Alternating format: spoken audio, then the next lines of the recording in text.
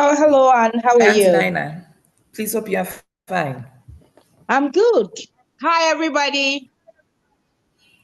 Hi, Ah, we're happy Didi. to have you. Okay, I also see Ebo. Hi, Ebo. How's it been? I'm good, oh. How are you too? I'm fine. I'm fine. Good, Happy to good, hear good, good. from you. Yeah, good to be here. Yeah, thank you. Thank you for Uh, joining. thank you. Okay, I see Paul. Hi, Paul.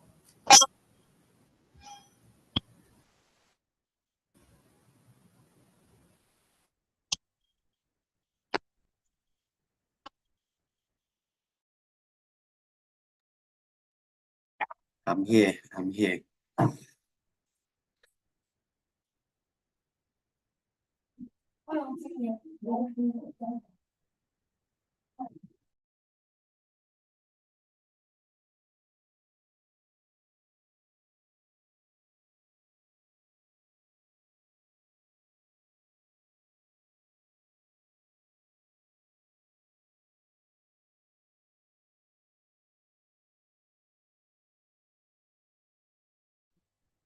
Hi, Paul.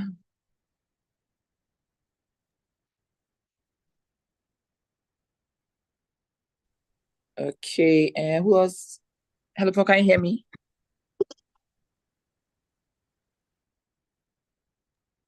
Okay. And he already responded. I think you're having a delayed feed. Oh, Yes, okay. yes. Sorry. Hi, Cynthia. Please hope you are fine. Mama C. Yeah. Great. I see Florence. Please, you can unmute and say hi to us whilst we wait. Exactly at 7:10, we will start. Our facilitator is already on the call, so we are able to finish on time and continue with our activities for the evening before Monday sets in.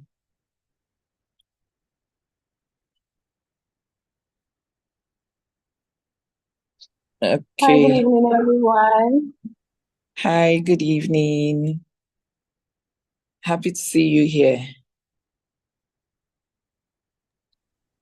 Thanks. Okay. I see Christian, I see Jennifer, I see Joanna, I see Lizzie, I see Foiwa. You can just unmute and say hi to us whilst we wait for the others to join so we can start. Hello, everybody. Good evening. This is Joanna. Okay. Hi, Joanna. Hi, Joanne. Okay, Hi, please. everyone. Okay. So Jennifer says hi in the chat box.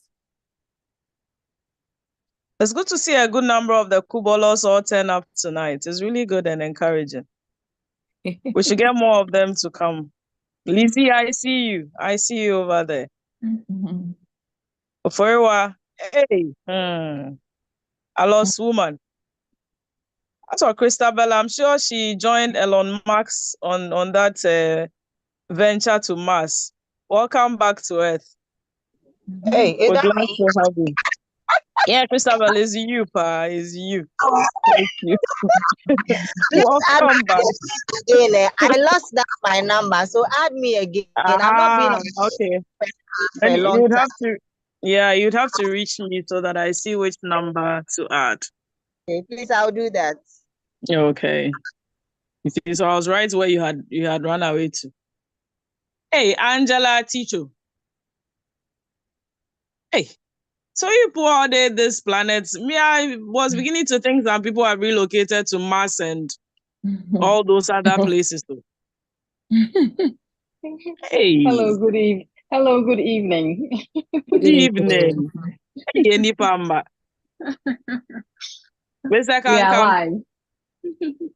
Mr. Kanka, oh, there's just like Ghana jobs in Kwana Mihu. And say they are scarce for Good why evening. is a dollar?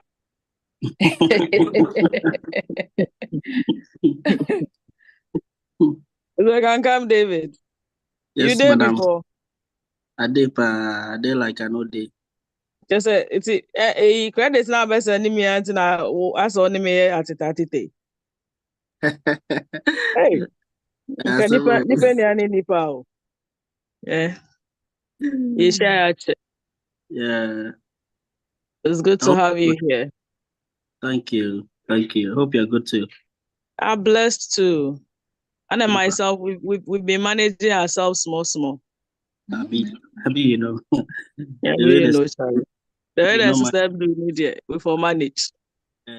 For manage, Auntie Agnes also bempa. Hey, Agi Papebi. Welcome. Thank you. Good to have you here. Right now, I think the register will see more frequent flyers. Come and build mileage like the way we do for flight. Welcome. Good to see you here. Hey, Christian. Mr. Nuchuga. You there before? You are still licking the soup off your fingers. You are still licking the soup off your fingers. I be they chop over there, so. Ade, only Charlie. Sometimes after Sunday, the activities have the plenty past the weekdays. Charlie. You can't tend DK. But you for pardon us. We there behind you. You guys for force. But you do well. Because when you do this, then it helps our facilitators want to I've seen the online video. Yeah. Because when they come and we are not here, then they are discouraged. So it's good you've taken time to be here. We really appreciate it. Auntie Cornelia, my fellow why? Quite frequently. All right. Auntie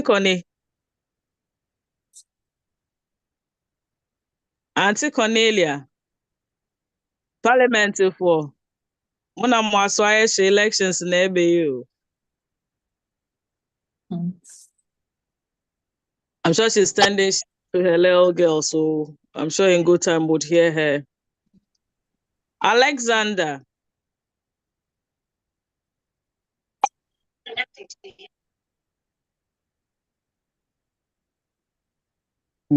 Alexander, no, the upper made them one.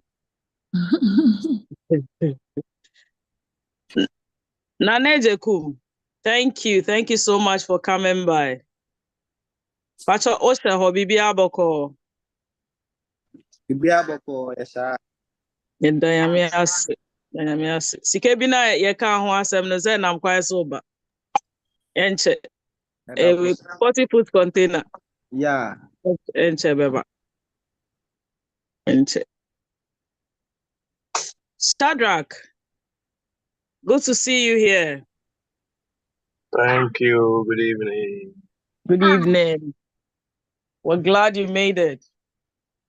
Yeah, wasn't sure. Charlie, we do.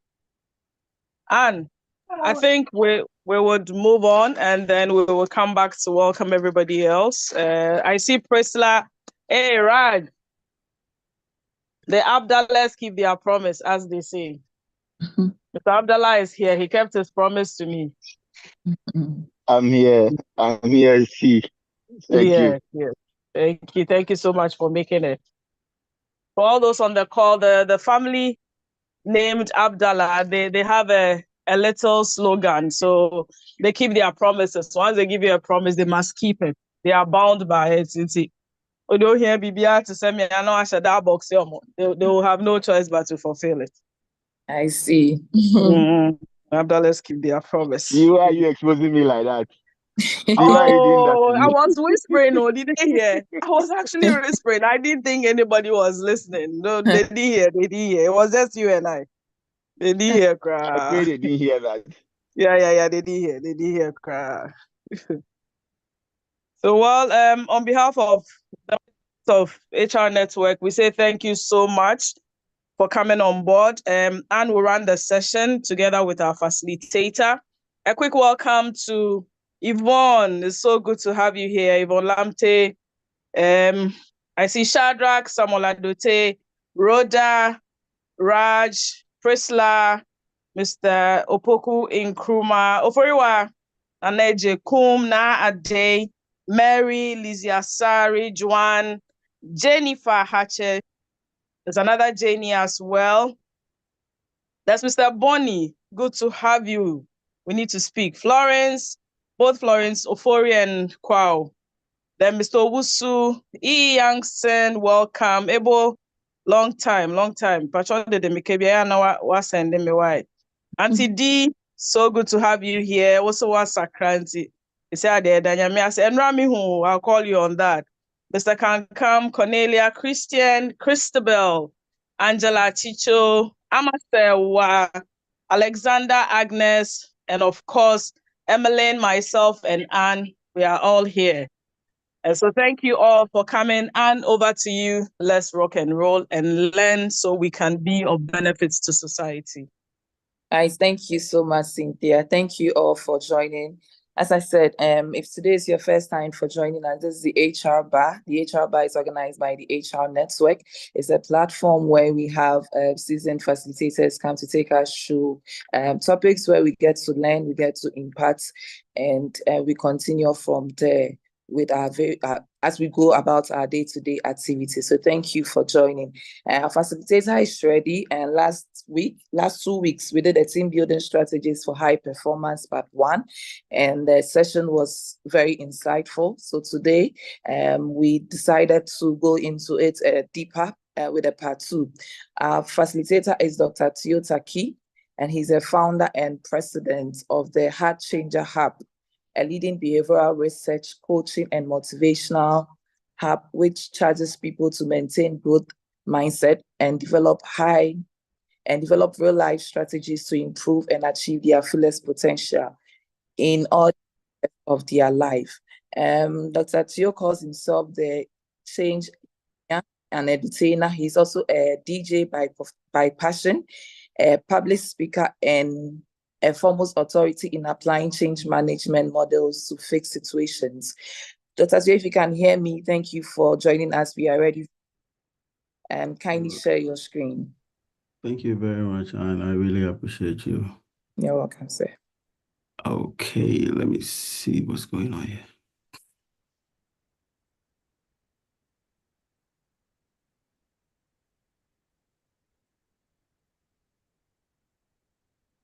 Can you see my screen, please?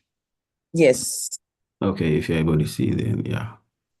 We can slide share so it becomes more visible. Okay, yeah.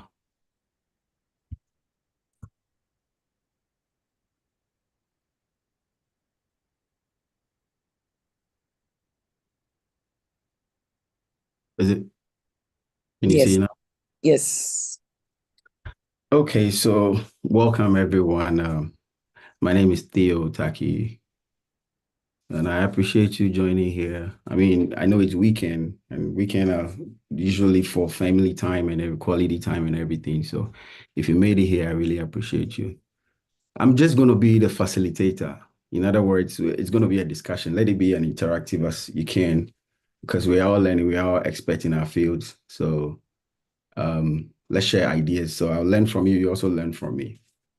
I have an 8 years service with the U.S. Navy. Did my PhD in organizational development and change management. Graduated in 2019. Been lecturing and consulting, during my military years, I did service missions in a lot of countries. Some we can say, some we cannot.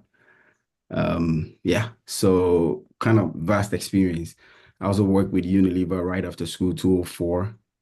My bachelor's degree in Ghana, worked with Unilever, and then I left Ghana. So kind of have the experience. And so last week, that's just by the way of the messenger. Last 2 weeks, we did touch on the topic, team building strategies for building high performance. And then we looked at it from the perspective of the leader. And then so a quick recap, we discussed the fact that the leader set the tone for everything. I also told you that my military experience told me that I share with people anytime I get to talk to them or my students in the classroom that leadership is everything. Leadership is the main cause. Everything else is reaction. We'll react to it. And so in the military, we don't take leadership and what they do for granted, because the least mistake in the military, especially when on mission, can get us all killed. And so we carefully select leaders. Leaders also carefully select their platoon, in other words, their team members. And so leaders select their team members based off of the mission that we are going. And so can be said the same way in the civilian world, in the corporate world, that based off of the corporate mission or the vision of the organization, you select directors, you select board members, you select departmental heads, you select members who support the departmental heads to achieve the main goal. And so when last 2 weeks, when we're looking at the team, we're looking at team as in units within the department, a team as in the department, and then a team as in the organization itself, within the industry. And then also you can extend it to even the nation in the continent. In other words, strategy can play in all those areas.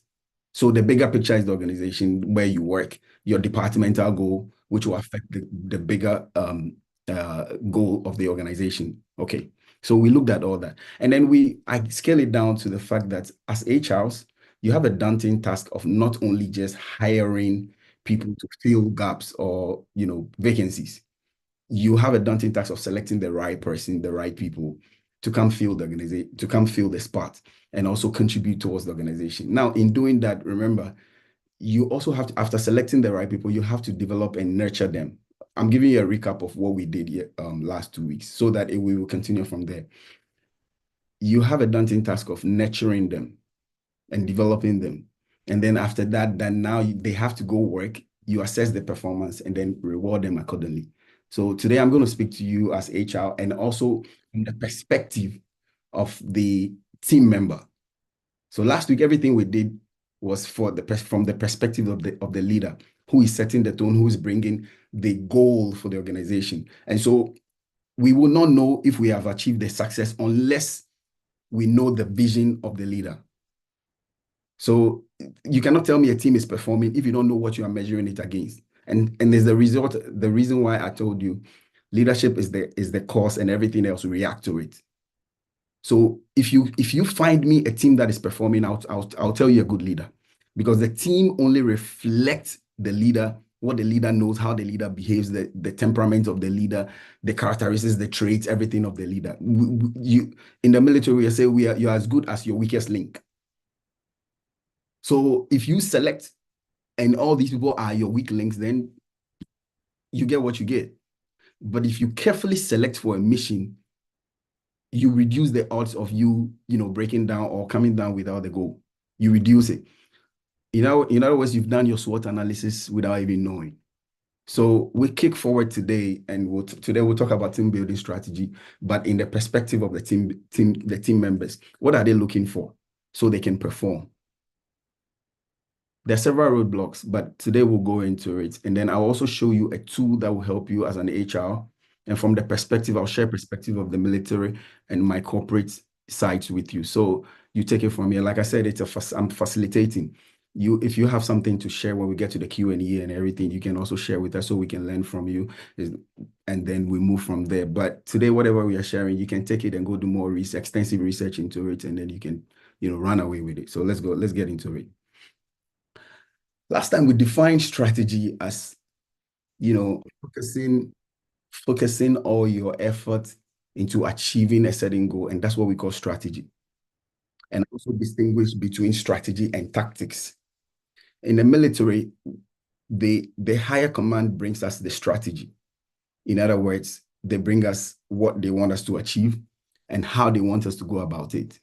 Like how it should look like in the end, what the mission should achieve. That's the strategy. Now, we take that and then we break it down. In other words, units, all the units, the commander will break it down. There are several units within the command. So we have a unit that takes care of logistics, the unit that takes care of the health, safety, unit that will take care of the food and other things, and the radar they will read the compass and everything. We have a whole unit. So if you see a military ship coming, it's several units in there that are working tediously to make sure the mission is achieved. And as a HR, that's what you're also supposed to do. Look at all these teams and take care of them, nurture them. And so HR, you're supposed to be open-minded. Your temperament and everything. We'll go into it as I introduce the tools to you. So if I go to an organization and I see them performing, I can only attribute it to the head of the organization and also the HR. They reflect you. Simple. As a consultant, I'll explain to you why. So there are several parts. The leader will set the tone. Now, the various units will break it down into which side belongs to them so they can achieve. The safety will take theirs and look and make sure everybody else is safe on the ship and everything. If they are not, then probably they implement some other things. If they need to buy more other things, they put out the budget and then they buy it so that they put fence around on top of the deck and everything so nobody just accidentally fall in, because there are times when we get tidal waves and then things shift. So, okay, that's for their side. On the health side, okay, sometimes we'll be in the ship for a long time. I remember we saw at one point we were in it for like 9 months, and it's rough on the ocean.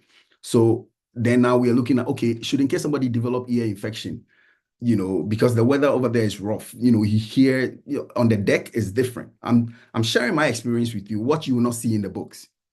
So take it and run away with it, do your research and everything. But perspective will help you gain extra knowledge so you can build on it. On the deck, we sometimes we can't hear because the tidal waves and the air blows different on the ocean, right? So now, if we are going on that mission, the department that takes care of health, if somebody develops a toothache, somebody a headache, now we lack vitamin D for the most part because over there sometimes we don't see the sun. Depending on which ocean if it's the Pacific or anything, we don't see the sun. I was in Alaska for months. We didn't see the sun for a long time. And so vitamin D is very essential because now that's when the energy level begins to drop. So you, as the unit that takes care of health, you project ahead because you know where we are going. If you do extensive research, that will inform you what you need to bring on board. So if you are a leader of that unit and you don't think ahead or look at where we are going and then project into it, what challenges we're going to face, and then start preparing towards it, your team members, they will reflect you. Simple. And so I'm saying leadership is the cause and everything else react to it. If I go to an organization, I'm going to go consult and I look at the caliber of experts hired, I can only tell you it reflects the leader.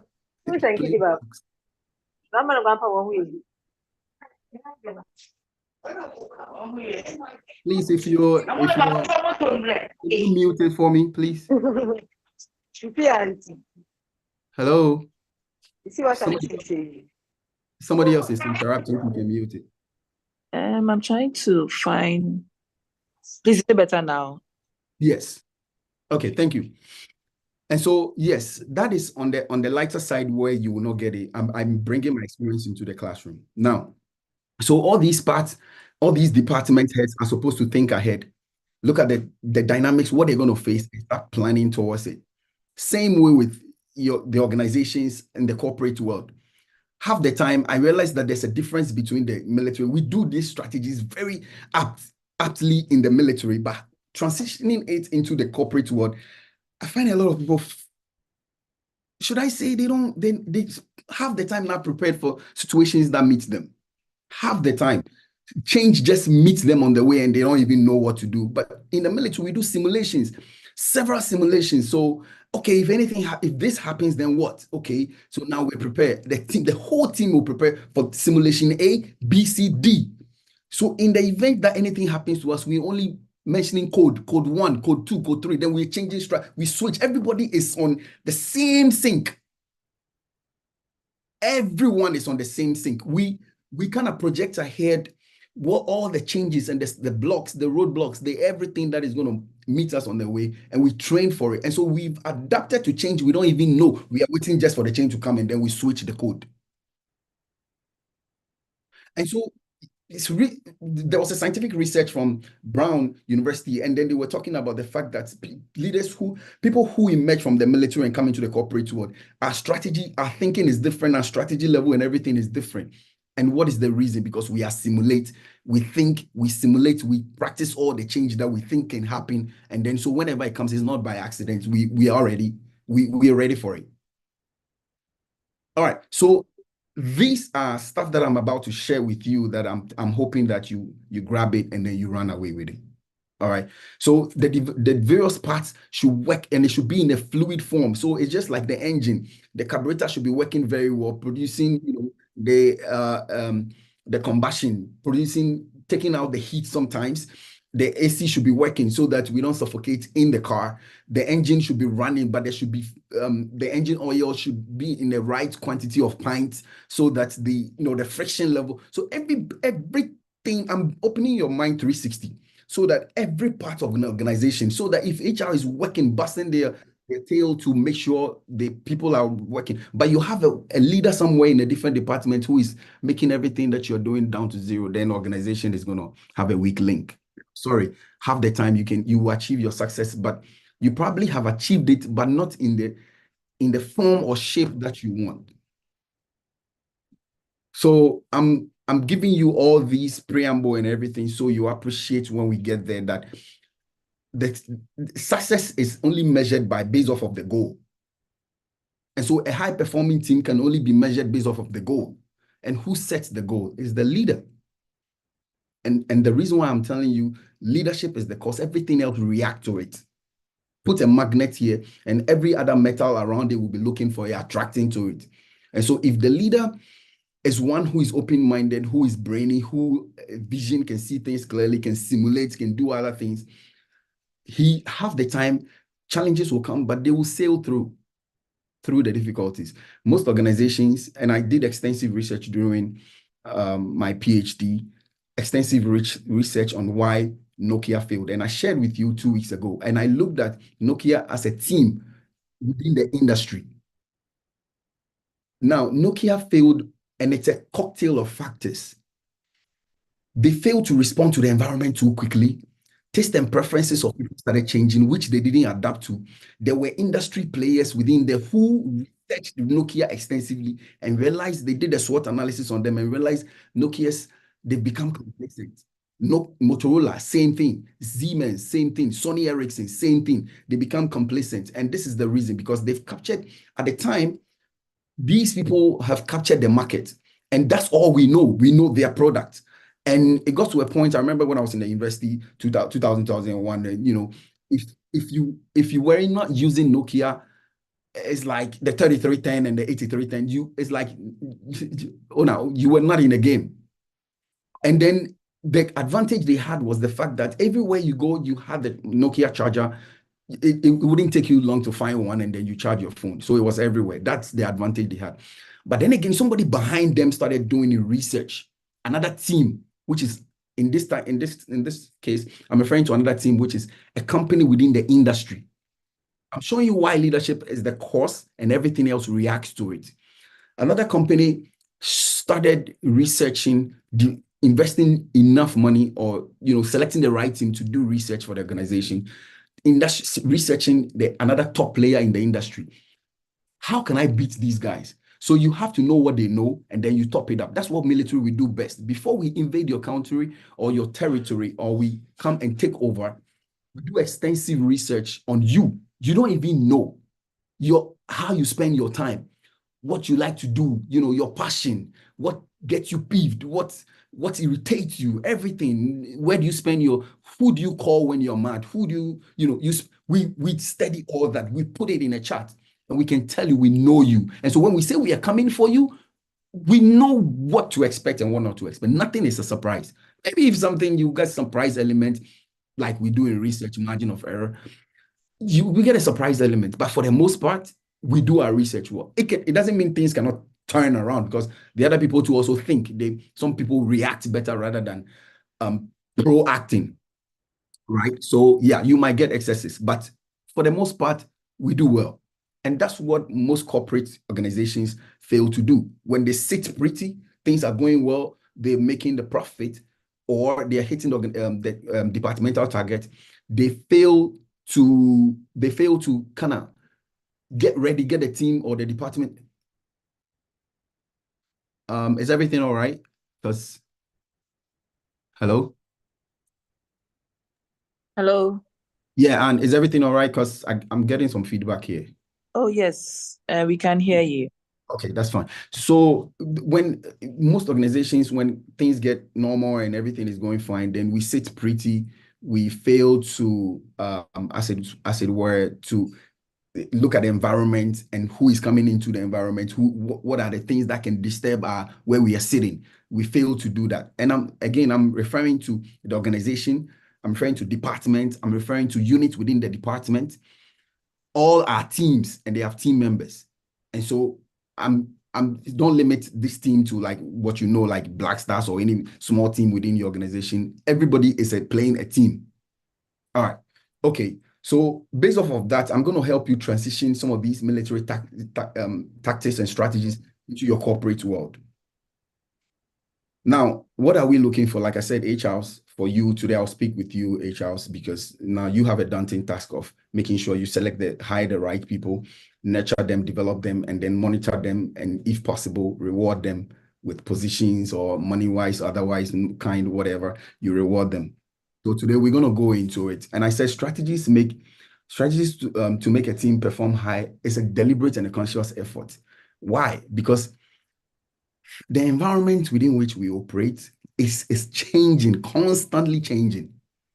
Be it an entrance of a new player, be it maybe one of your members who is not really, or you've hired the wrong person, or they just not motivated, or is just somebody else who's trying to push a team member. And so as a result, they feel like the environment within which I'm working all of a sudden is not what I want, because now they've been told, sold nice things to them. And so they lose the steam that they once upon a time had and everything. All these affect team performance. And so H-House, what are you doing when that happens? But not only that, a lot of things happen for team to lose their steam. Let's go into it. And I said it's a conscious effort if you want to maintain a high performing team. Okay. All right. So like I explained to you, we are going into what I think breaks. Generally, what breaks team spirit and what breaks a high performing team before we come into what we can do to keep the high team spirit, right? And then as a result, they perform. So less than desirable team environment, ongoing conflict, lack of inadequate or lack or inadequate motivation. These things we learned them in the classroom, but they play out differently in the real world. Again, I said less than desirable. Somebody can just approach one of your team members and sell to them the juicy, I can give you this contract and the grass always look greener on the other side. And so, yes, of course, looking at my situation now, economic, and everything, yes, I will consider that. And then all of a sudden, once upon a time, an environment that looks so juicy to me and I accept and everything else. Now I realize, so apparently this is not a good place after all. So they lose steam. When the people lose steam, guess what? The high performance once upon a time they used to give you, they will not do that anymore. And H-House, you need to pay attention to some of these things. All right, ongoing conflict. Sometimes it can be conflict within, I'm speaking in terms of the team. Today we are considering the team members. Now, ongoing conflict. H-House, I feel like what I did well when I was in the military was, at some point I was leading my platoon, right? My team. I paid attention and really became friends of my team. Like we became very good friends to the extent that I checked on them even when they were not on duty. I checked on them. I wanted to understand, is everything all right at home? You okay? Do you want to talk about anything? Like, what is it that I can do so you perform on the job? Like, is the resources that you have, okay? What can we do? What can I do? What can I send to the commander so that, because I'm your liaison right now as your team lead and everything. And as a result, I think they realized that genuinely I'm looking out for them. And so they started bringing what they think would be a setback or a stumbling block on us performing, if be it time that we wake up, be it the time that we eat, we go for lunch, be it one person is sick, what can we do to cover? These guys brought ideas and they were willing to cover it for each other when one was ill, or like somebody has to go to the dentist or something. We covered and we made sure mission was achieved. At one point, they even decided they themselves brought it to me that they were ready to wake up an hour earlier. Guess what? Just so we can achieve it. And this, you can only achieve this based off of relationship. And if conflicts are going on with the team, what you do is to pay attention and listen. Listen, be their friend and listen. Grapevine will reveal everything to you. Then you handle it. But if you want to sit pretty, just like most organizations that I know, the head is the head. Few people will have access to, selective people will have access to. When there's an ongoing conflict as a result of something, you don't know. And so these things break the team spirit, they break the cohesion, but you don't know. You're just sitting there. You think everything is fine until one time it's up in your face. And so HRs, there's a call right now on you to be human. There's a call right now on you to change strategy. Be tactful. Let them be able to approach you. Trust me, these people who do that, they achieve the best, and you think it's magic, is nothing. You can be the people's friend and still be fair and still be fair on your feet, like, I'll treat everybody equally. And when you're able to display that and they know, Grapevine will send it to them that, boss, he will do everything for you, but still no nonsense. Now, ongoing conflicts can also rise as a result of, several things. We'll go into that. And then motivation. HRs, you know that better. Let me not go too much into that. We will do the other ones. Now, Grapevine among team members, it will expose some things. If you've paid attention, I'm a people's person from the streets, climb to the ladder, still with them, being there, achieved there a lot of things. I still come back to the street. I still play with the friends that I have. When I was 8, I still play with them. In fact, I'm even more cautious adding on new friends. I will, yes, you're a friend, but you're acquaintance, but friends are the ones I think that I have when I was a kid, because they know me better. Now, why? Because Grapevine, in other organizations, when I come and I want to consult an organization and help them help them change, sometimes right when I take my contract letter, I don't even let them introduce me. I go around and I start talking to them, and they feel like, oh, you're a new guy who been hired to come help, to the organization. And I start talking to them, and then Grapevine, I can write a whole report on organization through Grapevine. Because you know what Grapevine will do? It will expose the unfair treatment. Most organizations, how do you hire 2 different accountants, one male, one female, and then you pay the male higher, and then you pay the female, and then along the line they become friends, and then that's it. You've broken. Thank you for that. And one time, just say, you've broken the team spirit. Simple like that. Unfair treatment, unfair wages. So, and like, again, HR, I'm calling on all of you to be human. Women, by the fact that, okay, they're human, they get to a point where life in phases, they give birth, they have to go home, take care of the kid. Give them that balance. Let them go home and still come back to still secure that position for them. If anything, let somebody act. So for me, if I am HR or I'm head of department, prior to that, in communication with the person and your relationship with the females in the department, you kind of have an idea where things are going. They want to get married there with somebody. You kind of have an idea. Quickly, I let somebody start shadowing. I have a conversation with you. It's normal. It's natural. Don't use that against them. So let them come back and still meet their position. Sometimes to me, I'll give them a refresher on what they, maybe because after 6 months, or I don't know what with you, but in the United States where I am, 8 weeks, we are already 6 weeks sometimes. And if you don't plan against, you don't have, they call it short-term disability, to take care of you when, you want to stay longer, so you still get your salary to take care of your bills. Then at that point, that's it. So they come back very disturbed and everything. And guess what? That breaks the team spirit too. And it doesn't give you, because so then they come back with a lot of resentment and emotions. Like, I have given this organization my all. I went to have a baby, raise the family, and then I come back and it's like my position is filled. I mean, how is that fair? And so, again, team spirit. If you want a high-performing team, you have to be fair in your treatment. You have to give them fair wages. Don't pay the men any different than the women. In the military, they don't do that. Same thing. Once you're on the same rank, you're on the same rank. You get the same benefit. And I see this a lot when I consult with most organizations on fair treatment, and they think the people will not know. But guess what? Now Emmeline has become a friend of mine. Cynthia is way back friend. In a conversation, they might, oh, you know what?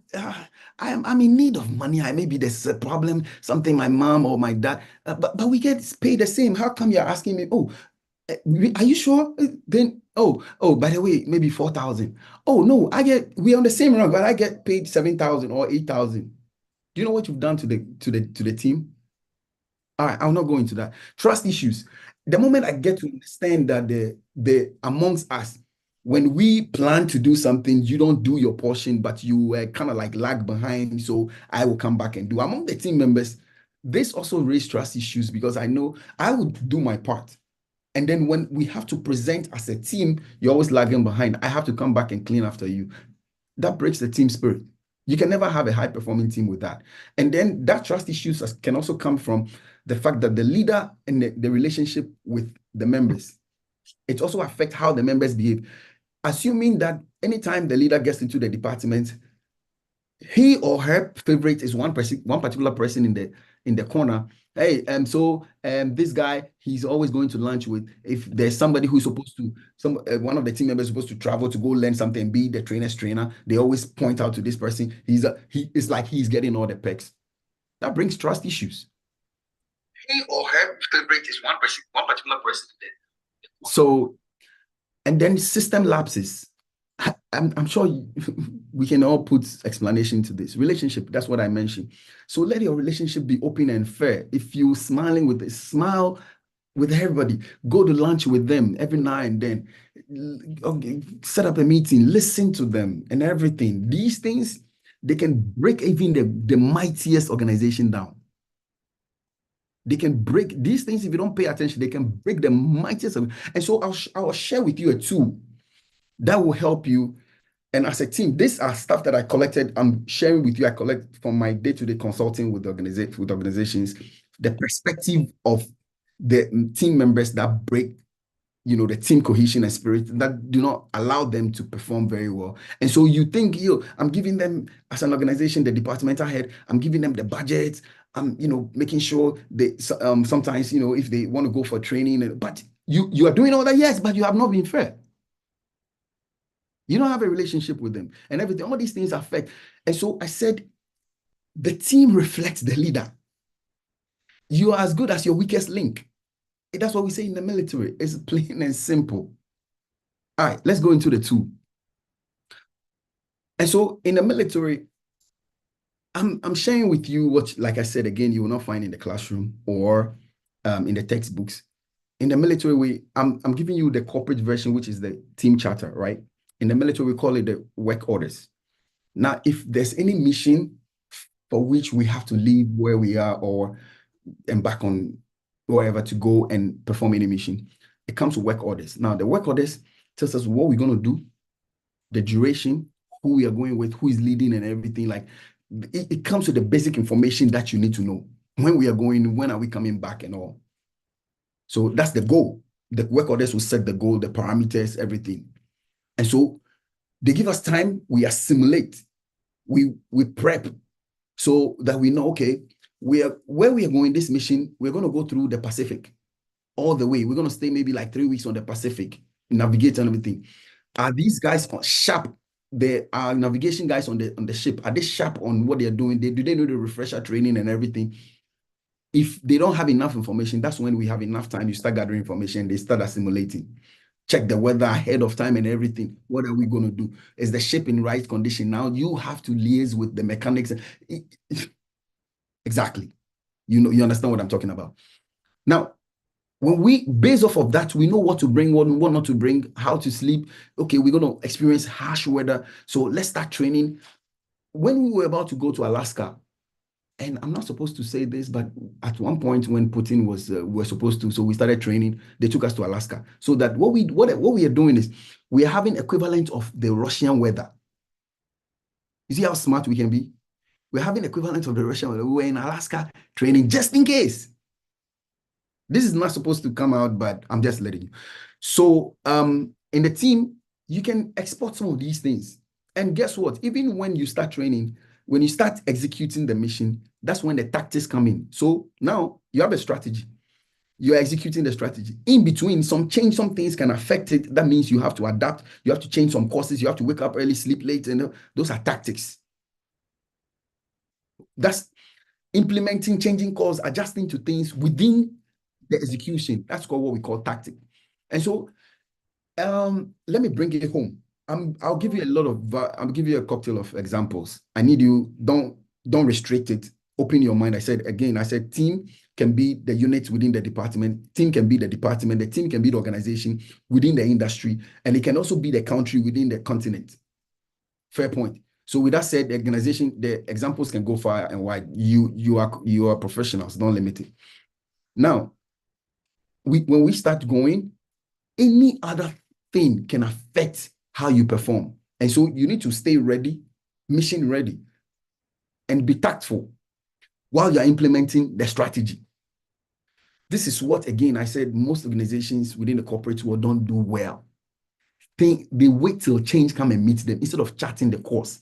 There's a reason why Elon Musk will, for a long time, control the industry, because he doesn't wait for change to come. He charts the path.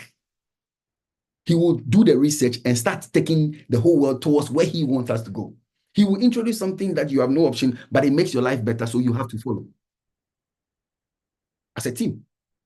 Now, the charter and I'm giving you the differences. What we have in the military, which is called the work order, is the same what you have as a work charter. Now, this is a tool for you, HRs, and other departmental heads who I'm sharing with you. I said I'm just going to be a facilitator. This is not what usually will be shared in the classroom. I'm giving you experiences. The team charter is, when I picked it, I realized, okay, the team charter and our work orders for military is kind of the same, but we execute different. We simulate. This is how you can also simulate before you start introducing your strategy or for a high performance. The time, we have a time gap between which we execute the strategy. And that's when we do all the simulation, look at all the examples, the scenarios that will come, and how can we, if A happens, what do we have B? If B happens, is C and A, can we combine C and A? And so we do all the simulation. Now, during that lag period, you have that in the corporate world, which when you hire somebody, you do the orientation. Within the orientation time is very important for HRs. And I'm speaking from the point of view of the team member. That is when you are introducing the team member to whoever you hired to your organization, to your team. I'm telling you, if 90%, research says 70% of the people, 75, if they will perform well, it all depends on the orientation. If they will simulate well with the company's organizational culture, it all depends on the organization. If they will take things serious and they'll be committed, it all depends on the orientation time. And that's how I've realized in most organizations that I consult for in the US here, or most universities that pay attention and they perform successfully. During the orientation, they introduce you to the team charter. They mention it in different forms, the organizational what, the organizational that, but they all have the same ingredient, which makes up the team charter, right? Now, the team, that charter, that tool is what will also set the foundation for high performance. So the charter will tell you how everyone is on board. It will identify roles and responsibilities, right?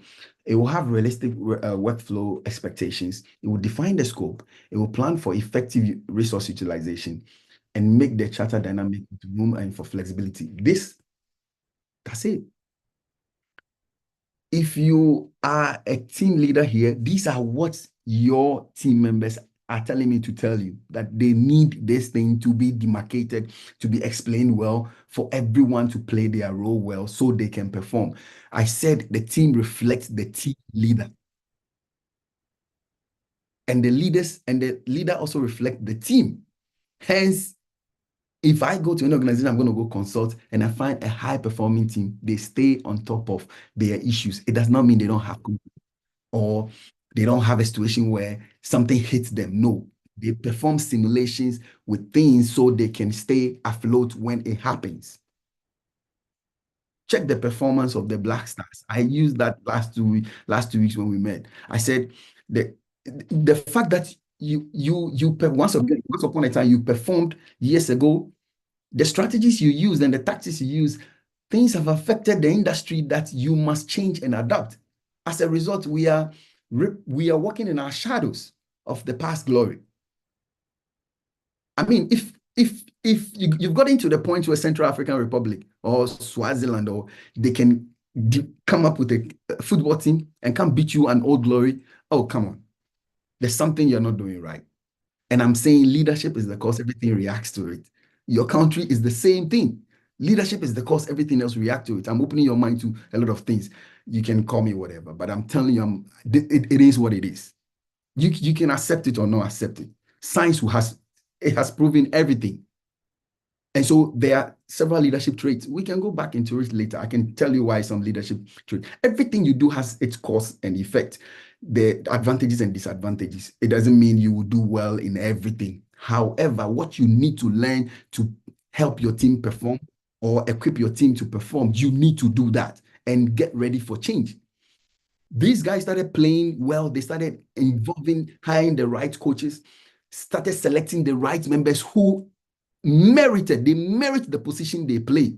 They started adopting some tactics, games, formations and stuff. They started adopting the science and the art of the game into their game, inculcating into their game. We sat there sitting pretty, knowing that we have all the talent. However, how to bring the cohesion between the team and to be aware of our team, ourselves and our team, the industry, the other players in the game who are coming. We sat there pretty. And so they learned us it's like a textbook. Now they don't come, they are not afraid when they're approaching you. Something has happened. Something has clearly happened. And somebody must take responsibility for it. And that's one of the two.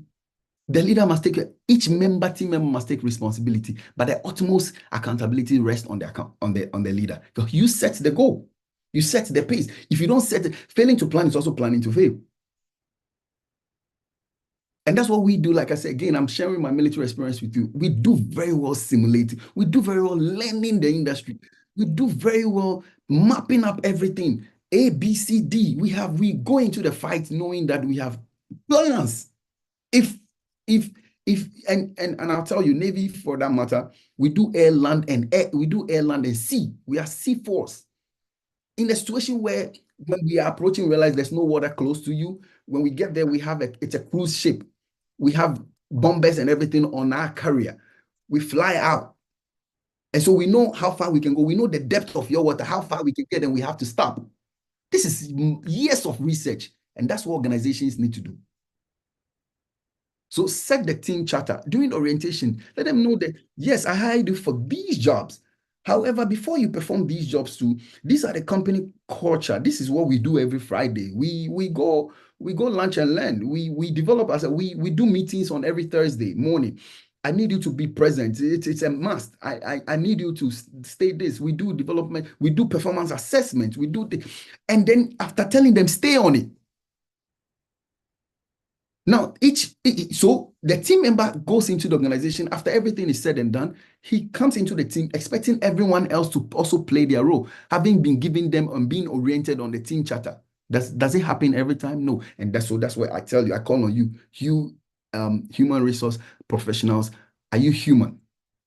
Are you strategic? Are you tactical? Are you nurturing? Are you developing? Are you rewarding well? If you are not, then you're probably not playing the role well. So let's go in there.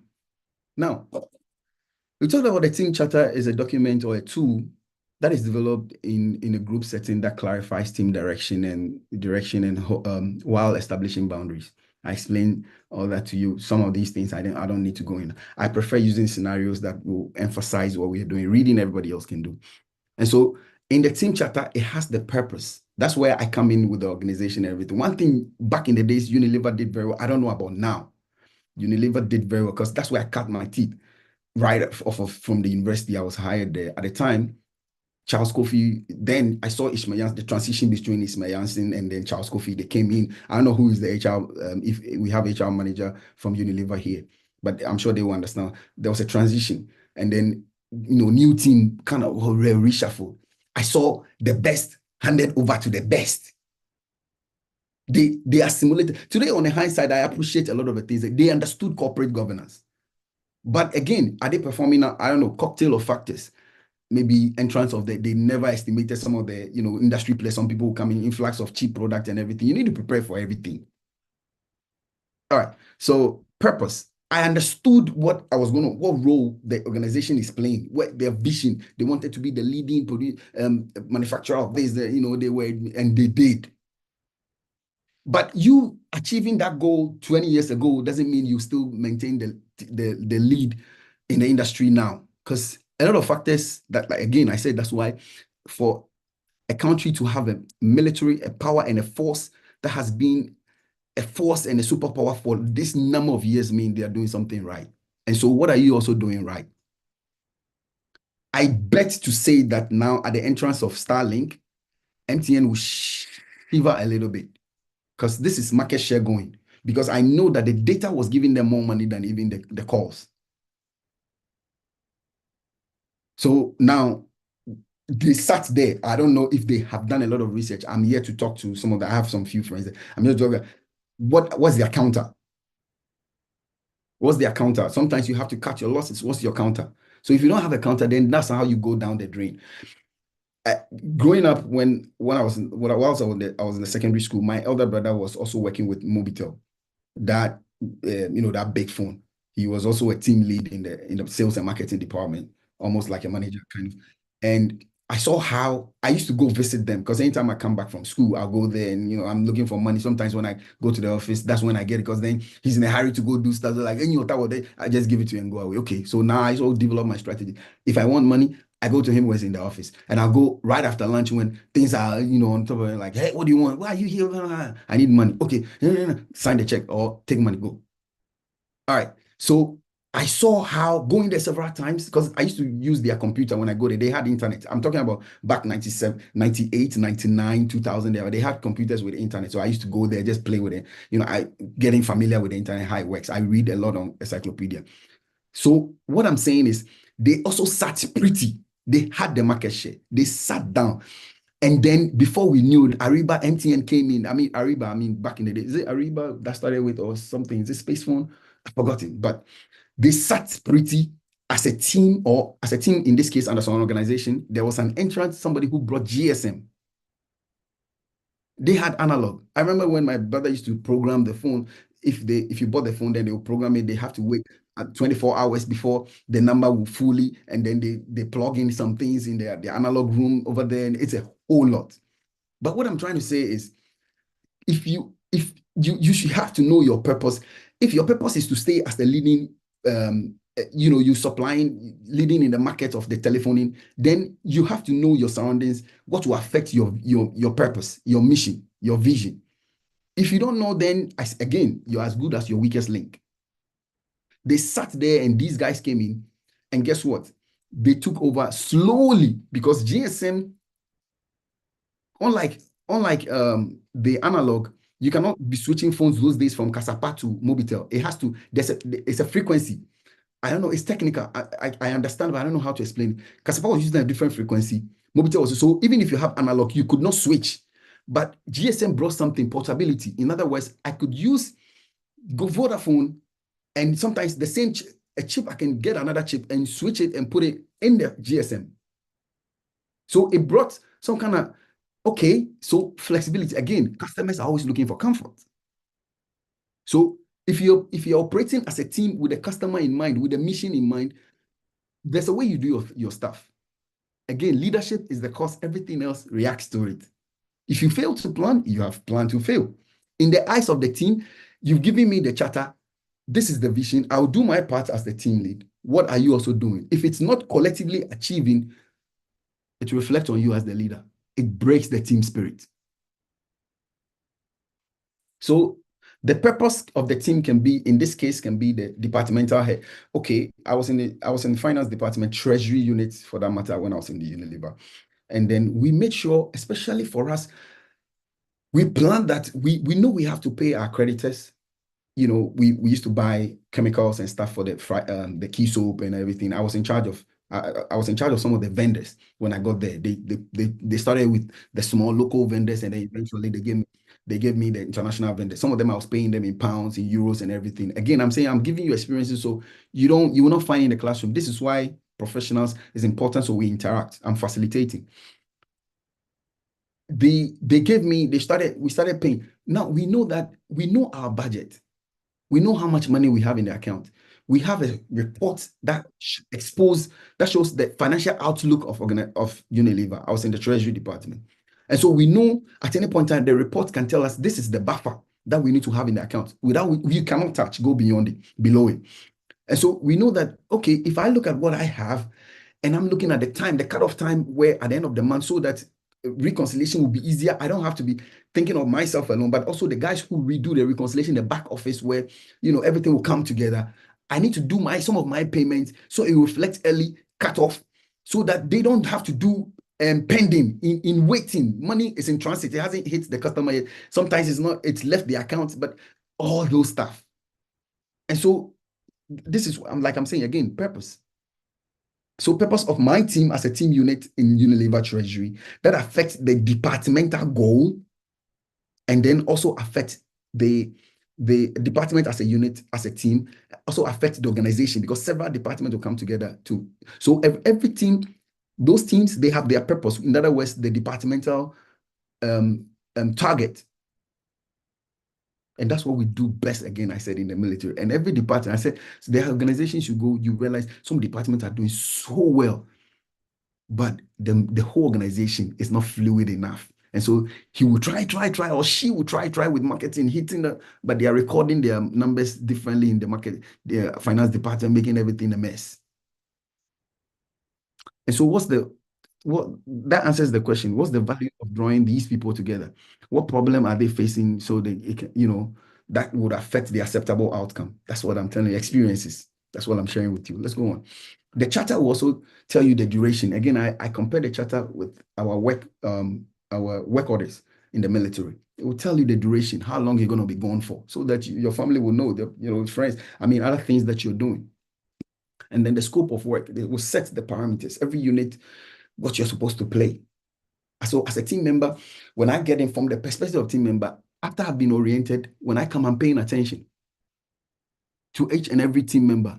If team members are complaining, it's just a matter of time. If you were born, if you start working in the garage, it's just a matter of time. You start learning the mechanic tricks. If you play too much at the barber shop, it's just a matter of you get your hair cut. So if the team spirit, it doesn't come by accident. And you HRs, for that matter, it's in your hands. The team member do recognition. It enhances commitment.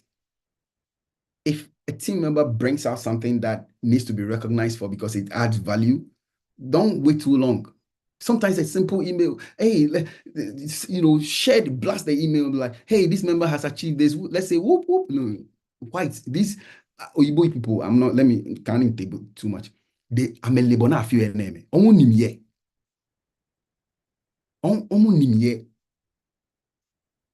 Seriously, even if it means everybody whoop whoop, and then they will come and decorate your where you sit, your desk, and then it will make it so you get that recognition. They do that, and it's so amazing. Sometimes it's just self-esteem, self-actualization, all those things packed together. Maslow's hierarchy of needs.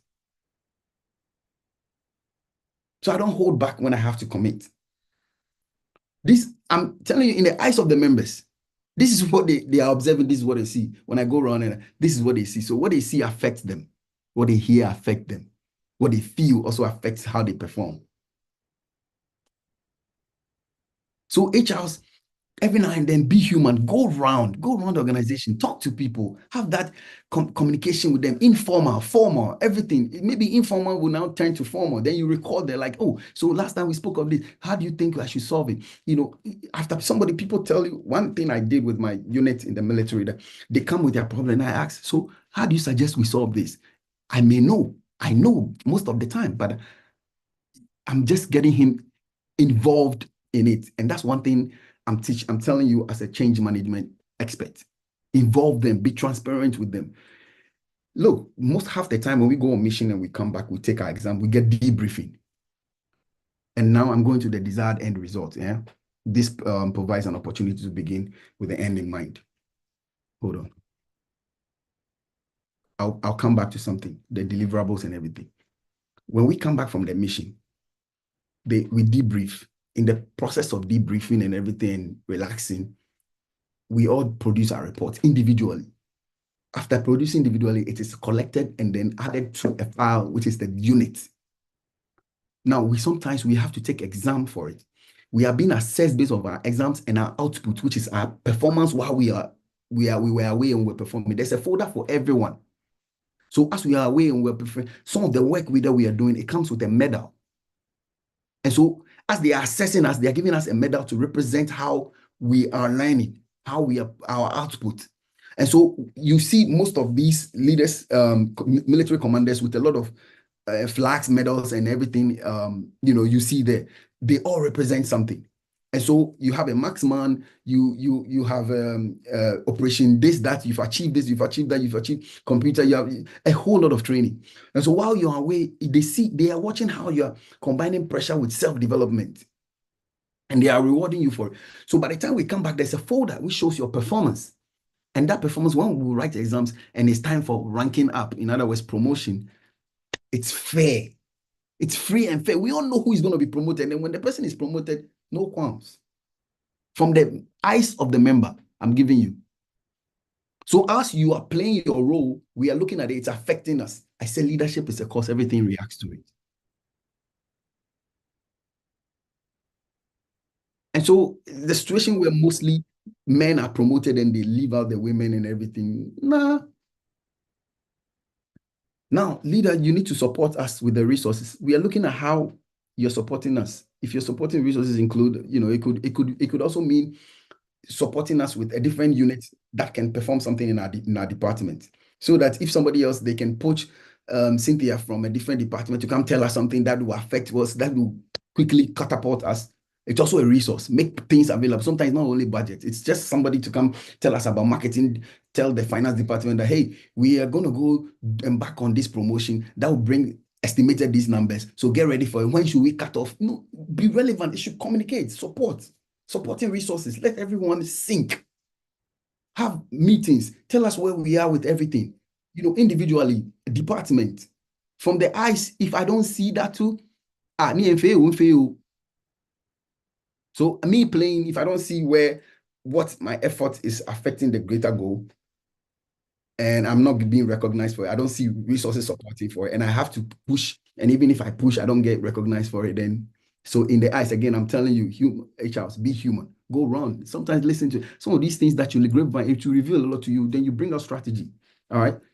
So reporting plan, this defines how the team will communicate progressively. Again, like I said, one of the biggest things that sometimes affect a team to break down is communication.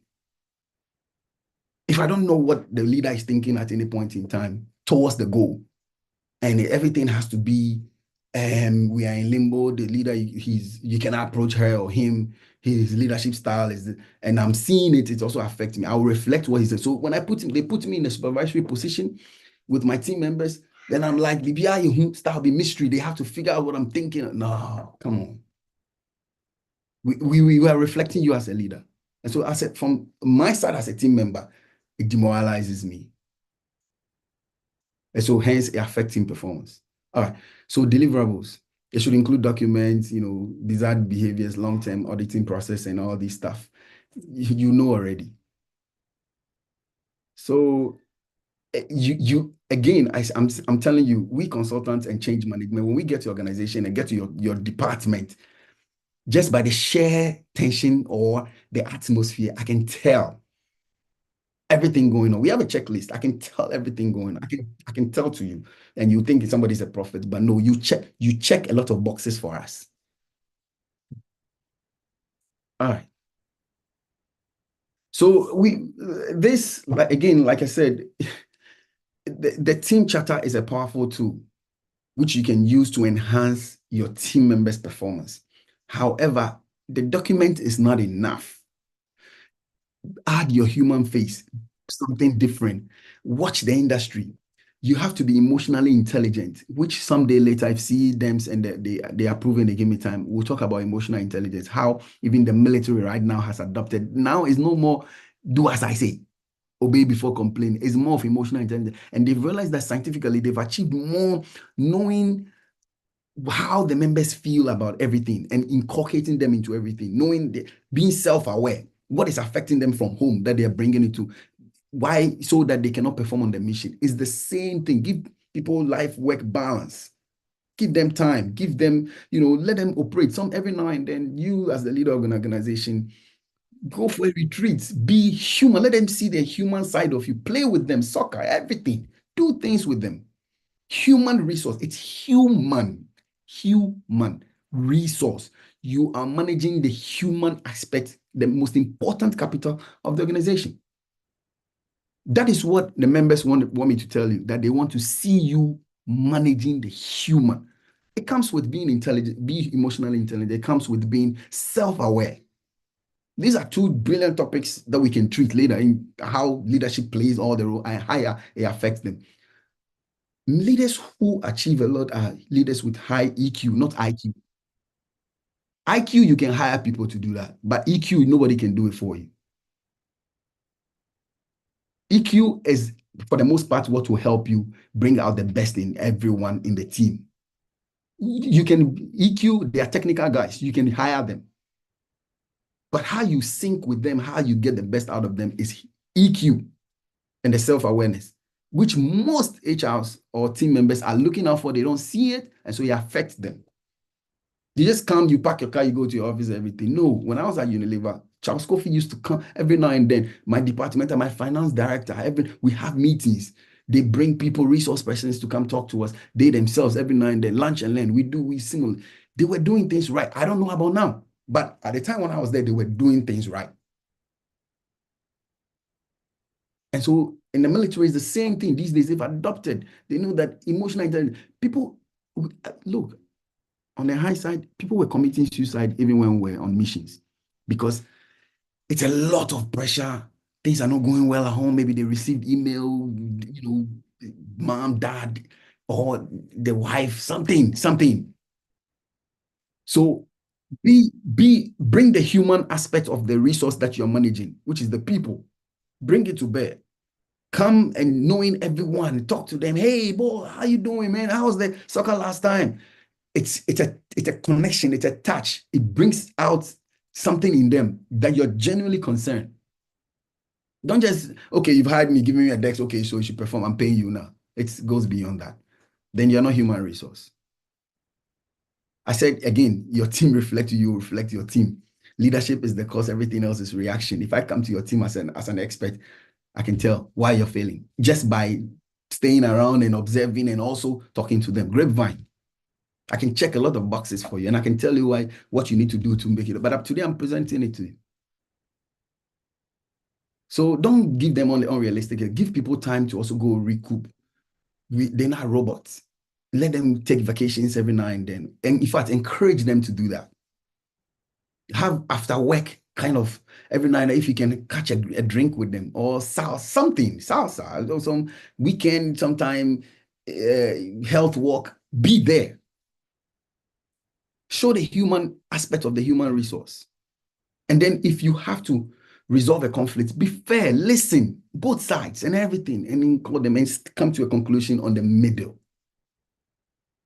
Don't play any tribal thing. Don't do anything. Those things, they set confusion, and then before you know, trust issues and relationship issues. So I'm telling you from the point of the member, let charter, the team charter, be a tool for you. You can go and research yourself and everything. This is just a facilitation. So without much said, I mean, I think I'll bring it to a conclusion. It's a webinar, more like it's not a classroom setting. I would have taken a long time to also delve into the emotional side, the emotional intelligence side, the self-awareness side, and I'll give you the military side and everything. But I think I've covered a lot. If you want to, these are sites that you can, as a academician, we don't just say stuff when we lift. We also tell you where you can find it. If you have any question, let's go. Right. Thank you so much, Dr. Taki, for taking us through.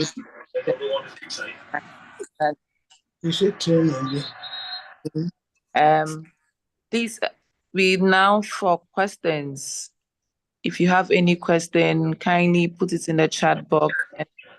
I mean, they can unmute. Let's make it interactive, and if they can unmute because I've done it such that I can see the chat, so I would prefer they talk. No, let's have that a human. I've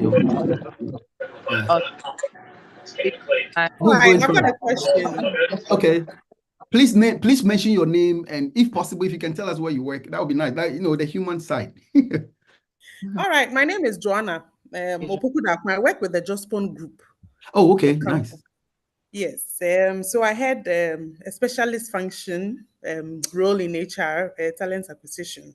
So that's what I do now.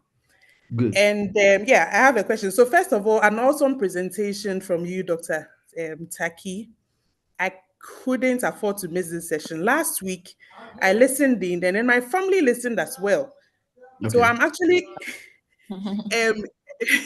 roping in my family into the HR space, Yes. Oh, okay. So you talk about leadership.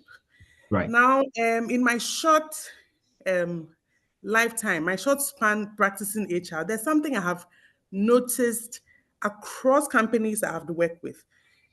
So this is in no way a reflection of just one. I'm just saying something, a general thing that I have noticed. Now, first of all, HR is not seen by a number of companies as strategic enough. And so it's like an elevated form of an admin role, sort of. I've seen that in so many ways. They'll say HR you are a strategic partner to us, but consistently they'll push you into an admin role. And so they don't see you as part of leadership necessarily, no matter how much you tell them that, look, the culture of the organization is more of a reflection of leadership than what the HR is doing. I mean, consistently you have people say that, oh, so HR. I mean, if you're not giving the go ahead to work, really, what's going on? And then you have leadership focusing so much on revenue profits, and every other thing can go to hell. I mean, they don't get it, that even trying to adjust your culture to fit what the intent of the culture should be based on your vision, your mission, and your core values should be. Look, let's realign. Otherwise, we are drifting, and they're like profit. Once you're making the profit and then the revenue, we don't see why every other thing should go on. Now, it puts you in a situation where HR, you either conform or give up. That's basically if you really want to go, and then you have put in a fix, and so you don't know whether, well, for my daily bread's sake, do I remain in this place, conform, and then keep my sanity, or what exactly do I do? Otherwise, you go hopping from one organization to the other. So that's like basically the challenge. I mean, they don't care. I mean, once it's a team that is producing the profits they want, they don't really care what the future holds for them. Once you're making the profit today, that's really it. And that's the business owner. You basically can't do anything about what they are doing now. So it becomes a difficulty. How do you handle a situation like that as an HR person? This is something that I guess as we talk, let's make it as interactive. That's what I like. I think interactions we learn more instead of, it's like I'm putting it to you, so tell me your mind and everything. Now I'll tell you my mind. You see, it also boils down to how you handle because when I was first appointed to lead my unit, it was a particular culture which is not far away from what the organization, the department is. However, I am bringing my leadership, which is open, fair, kind of laissez-faire, because you cannot be authoritarian and they're not goats or sheep, but I was trying to reflect, let the team reflect me, my traits, which was very open. However, we need to be on point when we have to deliver. Now, sometimes you achieve this by the informal kind of approach. It's not everything that you need to get up and like, I've typed, we finished talking, I'm typing, I'm giving you a reference or I'm a recap of what we discussed. Sometimes go beyond it to have, you know what, hey, let's catch a drink this weekend. What's your schedule like? Look, I achieved a lot doing that. I identified the people who would give me problems in the department, in my unit, in my team. Because they kind of like and it doesn't matter where they are, like, so okay, well, I will use my allies as my best people. Like what we say in the military here or in America. I don't have permanent friends. I have allies that I use to do my mission. So when I got there, I realized, okay, well, Johnny, I can't run away from this. My position I've accepted, and so I need to be very strategic. How did I do it? It's using the formal will let me write them up or do stuff. No. Now I'll use the human face and I got the results. Informal, get close to them. I don't smoke. They were taking smoke breaks. And it's over here, it's allowed. If they work 2 hours, you need to give them coffee or smoke break. 10 minutes, sometimes, depending on organization, 15 minutes. I don't do that, so I cannot meet them there. However, I started playing music around that time, and I called, hey, mate, have you heard this? Like, I was trying to find something that would make us connect. Then sometimes I ask, have you tried this cappuccino coffee, this vanilla type, or cinnamon type? They call it a tea. In other words, they have terms, these younger, they have terms. So it's tea, man. It hits really well. Slowly. Did you watch the basketball last time? Now, okay, they realize that we can have a conversation outside the work. So, hey, how about I buy you a ticket and then we go watch the basketball? All right. So then we started, or we go to the gym together. Call me when you're going to the gym. I started having informal conversation about the formal work. And so I started taking their opinions about things, the way things are run. I realized that they mean well, but they just don't know how to say it or how to cascade it across, send it across. Because maybe the previous one did not allow them to open up for that kind of, So I had to. So then if I had taken them to be my enemies or foe who want to sabotage my term, then I will react different. Again, remember, leadership is a cause. Everything else is reaction. So that role that you're playing as a leader, try to use several tactics. Whichever one works for you, adopt it. Which is, if it has to be informal, we take a break, or weekend, we can meet somewhere, and then we talk about it. That is a relaxed position. When I put on my uniform that I'm coming to work, I have a certain mind. So everybody, all of us, we have different, we are two faces or three faces. When we are home, we are fathers, we are husbands, but when we get to work, we are co-workers, or I'm your boss. That thought alone drives a lot of things away. We put you in a certain posture, and especially for women who are in the leadership position, we see you different. Like you say, sometimes more problems if you feel about. Or you don't think the team members or the leaders, even your superiors, they see you that way. And so to get your results, I'm telling you again, try a different strategy, which is approaching it informally for the formal position. So by the time you get to talk to them and understand how things, and then you approach it, when you're approaching it the formal, you already know them. These leaders that you're talking about, if you pay close attention and start getting close to them and then having coffee time together or stuff like that, I bet you there's a lot you'll pick. Because, again, my commander told me in the military, if you want to learn, there are pieces to pick every day. In other words, don't stay stagnant. Things are changing. So change your style. So you might be doing what is right, but is it appropriate for the situation? That's another question. But I can take a look at it. If you want to get in touch with me, I can take a look at it. I can suggest a lot of things, but it goes beyond that. I'm an expert in my area. I agree. So, I mean, I don't have it. There is no straight jacket to it, but there But are several. how do you Yeah. ensure that you don't get, so because it's an HR thing, I'm just narrowing it down to the fact that we are all HRs here. How Sure. do you ensure that all these strategies, trying to use informal means or analyzing the situation and then using the method that's most appropriate to the situation, how do you also ensure that you don't lose your sanity at the end of the day?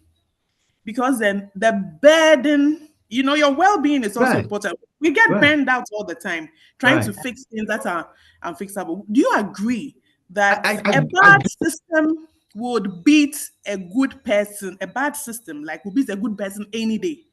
How do you ensure that these are awesome strategies? You want your team to be high-performing teams. Let's do this, let's do that. You're assessing, we are reviewing and coming back and all that. That is really not the focus of leadership. Yeah. They just want to see money. Once all Yes. that you are doing is not bringing money, of course, they are business owners, so definitely. But they don't get it that when you put all these systems in place, then automatically we are all going to end up in that point. How do you? It's a difficulty. I get where, again, I'm saying the human resource. You see, there's no straitjacket to answering any question or approaching any. There's no one way. They're a cocktail of factors. Again, I said, even the worst case scenario, you can still get something out of it. And that thing, like I said, if you use formal approach and it doesn't work, informal in a different kind of spectrum. And I understand where you're going. Like, okay, so you don't also get burned out or join the bandwagon, right? Okay, this is how I work it at it. I have one genuine friend, correct friend. We don't judge each other. When we talk, it ends there. When we leave, we leave. That's it. It ends there. This friend, I'm a check on this friend, and that friend is also a check on me. I'm telling you how I did it. Right. I'm not saying we'll do the same thing. It can be you and your partner, your spouse. It can be you and a very loyal friend somewhere else, not in your organization, that you can share with. The reason why I'm saying that, because I know I'm in America. I can tell my organization, hey, and we have insurance to take care of all these. I can immediately sign up, go online and sign up with a therapist or psychiatrist, something, and then you can just go there and talk, and then if they can help you in the solution. Sometimes they just listen. Sometimes they can. So depending on what you set the parameters clear when you join, and then they will do. So we have therapists. But over there, when I was in Ghana, we didn't have therapists. I have this one good friend that until date, we shared a lot of stuff that hasn't gone out. So he helped me stay sane, and he put me on check. I said, bro, this is what I'm gonna go do. However, this system, it's frustrating and everything. It's like, look, you remember what the reason why you started. He always referred me to the reason why I started. The reason why I started what I've started. Then he will share approach with me. I'm telling you, these days, even take it from me. Don't give people unsolicited advice. Share with them what you would have done. Right. So in your situation, if I have a spouse that I can trust, I have that, because you need to keep your sanity too. However, celebrate success in any small achievement that you do. So maybe you were not able before, you were not able to get this person. I'm telling you what I would have done. Before, maybe I was not able to get Joanna or Cynthia to see things from the way I see things, so that we will shift, so they understand that I am managing the human aspect of the organization. You are looking at profit, and I am managing the people that will bring the profit. And so when I talk, you need to listen. This is how I bring value. See, if you don't know how to communicate,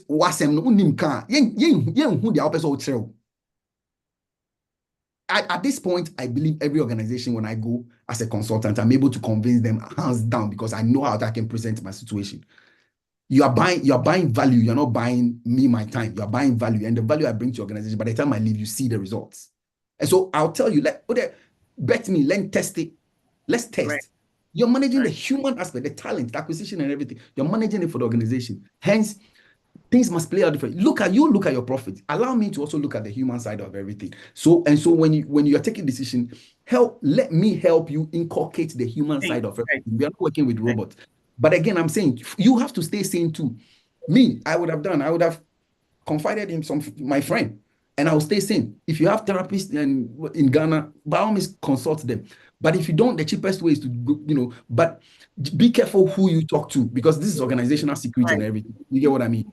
So I'm calling on you to be strategic and tactical in the same vein, but still stay sane? How do you balance work and life? Maybe yoga, maybe gym, do stuff that will, because it's a real difficult thing when you go discuss something, strategic things with somebody else, and then it's out there.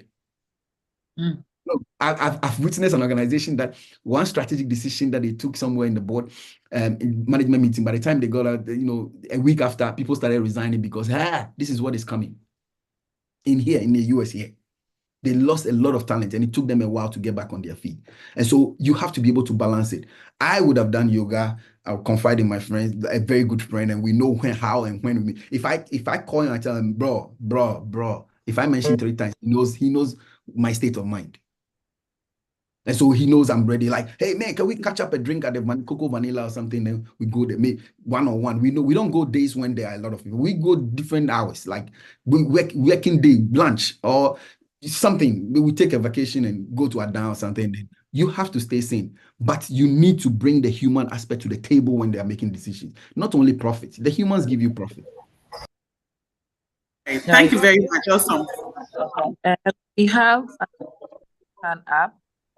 Yvonne, shoot. All right. Thank you very much. Good evening, everyone. Good evening. My name is Yvonne Lamte, and I would like to contribute. It's not necessarily a question. Okay. So I love the presentations, and that is great, Dr. Taki. Another element that we should also keep an eye on is culture. It's very important. In our context, we don't really make it too sensitive, but we should be aware of the context of the employees or the team members we have. And in addition to that, temperaments. So the culture, with the different religions, in quote especially, and then in that context, you want work done, you are needing team members to work at times or in moments when you know that it steps beyond work. Usually in the Ghanaian context, we think that it is normal, and because most often we pay for it, so it is like we are rather giving you a benefit. But sometimes we push people to the limit where the next moment they hear your voice, they don't want to see your face, because you are going to push them beyond their limit, especially like family, people who have family with young children. You want them to do overtime, or you have people in the workplace or on your team who do not have the same Christian or religious faith. And sometimes we overlook them, but they are very, very sensitive areas which cause team members to either want to participate or to withdraw. And then on the other side, I understand the question posed by the lady. HR has a business partner, but they don't want you to be a business partner. In this case, and I like the fact that we are also noting, or we note that the employer wants to make money, make profit. The reason why we are not touching their cord, that part of them which will allow us to be on the team or on management or do what we think is strategic, it's because we are not proving it. All right. Okay. So the organization doesn't think that we should be doing what we think we should be doing. But the only way we can prove it, the only way we can convince them is to prove it. So for instance, when we are undertaking HR activities, recruitment, training, performance, appraisal, everything, we do not give them the business value. The business value they are looking for is what is our contribution to profit. We should translate these activities into providing them that perspective. So we have done training for this month. This was where our performance was. We training, this is where we have arrived at. Yes, next time you are talking, they will listen. But if we don't, and we just go through the HR activities, they see it as administration. And truly, we have HR administration. if we don't translate it to make it strategic and link it to business profit or bottom line, we will still be facing this same problem that has started years back, and we are still facing it. We need to prove it. And I like the part on staying sane. We need to also understand our temperament. You need to know who you are, what breaks you down, what you cope with. If you don't take those metrics, we will break down, we will be exhausted, because human beings don't change. When they are convinced, they decide to change. There's no way you can say that we would change people. It doesn't happen. You have to convince them, drive them to the point where they want to take the steps to change. And it is important that we understand these things. And the tools are available online. You need to understand yourself. You need to understand the people. And I like what Dr. Taki said, that you should convince on, I call it lobbying, right?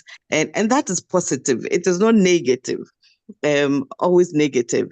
And where you understand the nature or the characteristic that you are dealing with in the form of the personality. When you know that, you are able to hit the chord right where it should be, and boom, you realize that they would rather be suggesting what they are looking at implementing, which is not showing, which is causing them to fight instead of cooperate. Then they will rather be suggesting it, and that will help us improve. But HR, I think that we are at a point, in fact, it has been previously, that we should make sure that we are clear on our contribution to the bottom line. If we don't do it, we will keep struggling. And I have noticed that those who are able to do it, at least to some extent, are getting recognized. So we need to develop that skill and have tools to translate the usual HR activities into tangible profit lines that the organization can relate to. And it will be great with us. Thank you very much. Miss Yvonne Lamte, honestly, I'm giving you a standing ovation. Wow. So this is you've summed up everything for me. You've summed up everything for me. And so I'm clapping for you. You see, this is the thing. When you suffer from information overload, sometimes you need somebody who's standing there, and that's to also interpret it. And I think Miss Yvonne has done it for me very well. No, let me buttress on it. Let me emphasize what she said again. Let the organization feel the value of human resource personnel and management. Again, I'll use Unilever. I remember when I got hired, human resource stayed on me because it was fresh grad, bachelor's accounting, fresh grad. He stayed on me. I forgot this man's name, but he stayed on me in the sense that every 3 months, he brought a checklist of things that my boss then, Benjamin Boachi Bosu, I will never forget. One conscious guy, he will train you. Technical side, but emotion, relationship side, he's not good. But I wanted to learn, so he was good for me. They brought the checklist. My boss gave the report, an account of what I'm learning and how he perceived me. So this is a value point. This is a point where you can explain, to board. This is a value point. This guy I came within 3-4 months. I've learned all the reports. I can relieve people to go on vacation. My bosses, some of them officers who've been in over a year, sometimes a year, they don't have anybody to prepare the report. And even if they go, there's nobody preparing the report. And so sometimes the financial outlook of the organization, these are value points. These are reporting points that you can give. Show working. So if HR is more hot and you're doing, I'm a branch of HR. I'm a human. I take the organization as holistic, organizational development and change. So I don't do the nitty-gritty as organization, as the individual's talents that you do.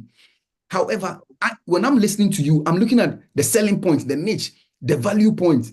And Miss Yvonne has explained it so much. Why should I bring you to the table? Tell me how your work affects what we are about to discuss. And if you are not able to sell that, who should do that for you? He's explained everything. So find diverse means. And more, the job that you guys do are the daunting one, the tedious ones. Managing people, I've done a few, both in the military. It's difficult. In the classroom, it's difficult. The reason why we succeed is because in the classroom, I can mess you up. I can give you a grade that will make you come back. And so sometimes we have a leverage. But as a lecturer, but in the office and against all this internal politics, staying sane, still wanting to achieve your goal, you have to be very strategic, my dear. You are managing one of them. They don't see it because you're not sharing the value. If you share value, that my boss was able to share that, I'm bringing contribution. I've been able to save time on some of the reports. I've learned the time on record time. I've relieved people to go on job and we still don't see anything. The job is still going on smoothly. What do you have to say about that? So you've hired somebody who's come and contributing all this and you don't share your value points. Who should share that for you?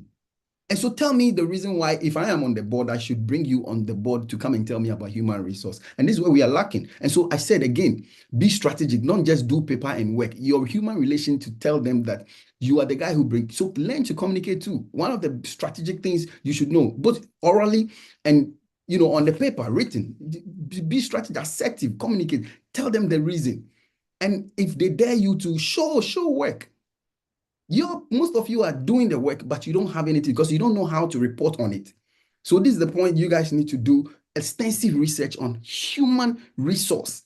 What you did in the classroom is not enough. What you are doing now, go the unconventional way. Look, even your work is more difficult now. They're dealing with this Gen Zs and the Alpha generation. They are self-centered. They're self-centered. They don't listen to nobody. Now it's going to be extra difficult for you managing human resource. So we need to come here every time and let's learn how we're going to, so we can improve, because if you don't improve, you are still a reflection. So any question again? And let me tell you one more thing. Before we go into the rest of the questions. Okay, let me tell you one more thing. I hold my hand here, the UT story, right? I have the volume 1 and the volume 2, and I learned a lot from this story. This guy started with a good culture. The influx of new hires changed the culture. Think about it again. Yes. He did a good job by coming up with a great organization and setting up the culture. Leadership is a cause, everything else is reaction. New hires, they hired them. They brought in the culture from the various other banks. They started infiltrating it. Before they knew, the culture was done, and then now profit, and then now things started messing up. Hence his story. So it's a lot. Like, you're taking a lot today. Go down, relax, digest everything, take out what you have to take out, because you're also reflecting your department. If you are stale, you're not ready for change. Any question?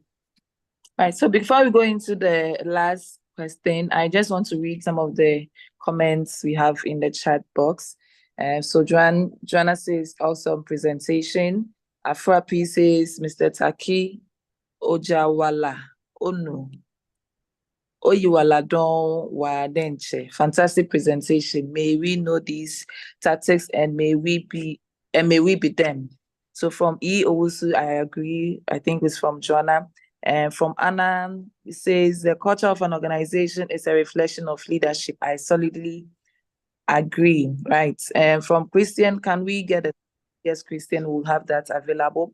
From Brago, very inspiring and thought-provoking presentation. Thanks, Doc.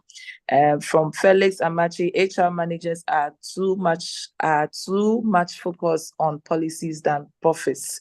I think that has been also touched on from the comments of Yvonne.